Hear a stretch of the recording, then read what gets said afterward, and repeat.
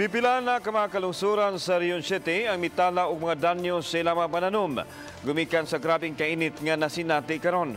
Subay nini ang Department of Agriculture padayong mihanay og mga lakang nga himon usa nini ang cloud seeding operations. Ang detalye ni Nico Sereno.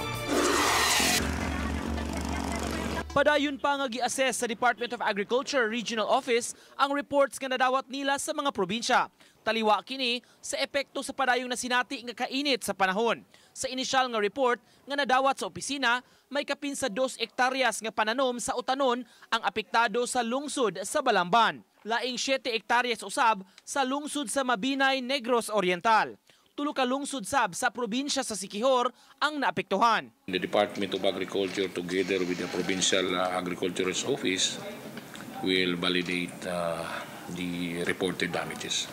Mga partial damages ra gyud ni sila. Mga wilting kanang gitawag nato ng malaya na. So in the absence gyud of tubig, malaya man gyud nga ang crops. Tambag sa Agriculture Department sa mga mag-uuma, obserbahan ang ilang mga pananom ug muhimo og mga lakang. Lakip ini ang sayo nga pag-harvest sa mga pananom aron kapahimuslan gihapon. Ingon man ang paglukat og insurance sa ilang mga pananom aron may kwarta nga madawat o galing madaot.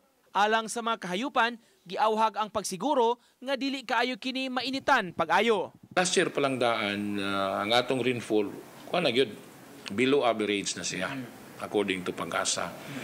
Pagsulod sa 2019 sa first quarter karon March na gawas nga dunay El Nino, weak El Nino may tawag sa Pag-asa, summer pa gyud karon, no? So aggravated. Dinhi sa rehiyon nakatagana na og 2.5 million pesos nga budget alang sa cloud seeding operations. Kini ang pagbuo og kemikal sa panganod aron makamugna og uwan. Andam na mo pahigayon ang ahensya niini didto sa lalawigan sa Bohol. Ang cloud seeding rabasad is dependent on the presence of clouds, no? Di sad basta-basta ta maka cloud seeding kung ang